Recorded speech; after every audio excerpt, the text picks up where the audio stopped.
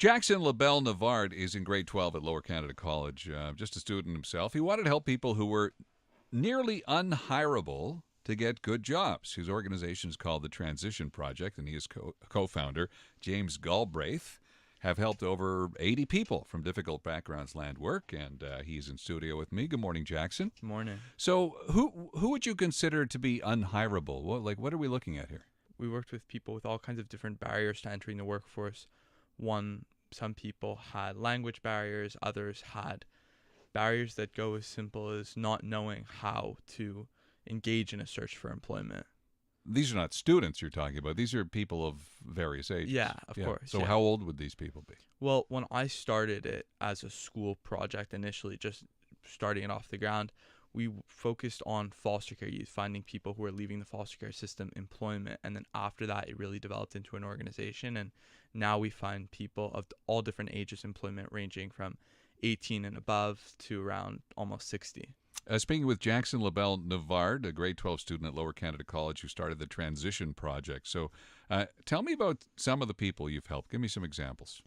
So, for example, the first interview we conducted as an actual organization was a story of someone who was a refugee from Nigeria, and she was looking for a simple manufacturing job, and she had no idea how to go about it. She couldn't speak French, had 2 kids, and needed a job at night, and she was really struggling. She hadn't been able to find a job in 7 months, and it was very eye-opening to hear her story of how she had moved here alone with her 2 kids. Her husband was murdered.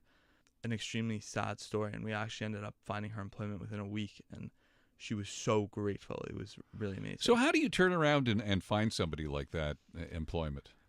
It wasn't easy. We had to contact a bunch of different employers, CEOs. We had to reach out to every contact we had at the beginning of the summer to really make sure we had a very big base network of employers to reach out to, so that we could actually connect these people with real employment. So you have real human beings on one end who are in need, and at the other end you call these company owners or directors or whatever, and you say, look, I've got this woman, and here's her story. Yes. And then they open up their hearts. we interview the people, of course. We look at their qualifications, we look at their CV, and we try and fit them with an employment that we think they'll do well in and that they're interested in, and of course that fits their financial situation. Now, is this a charity? It's a non-profit organization. It's a non-profit. So where do you get your money from? We actually, up until now, haven't needed funding. Now we're applying for a charitable number, but up until now, the people who've driven our nonprofit forward have been youth on a volunteer basis. Really? Yeah. And how many do you have working for you? Over the summer, about 50.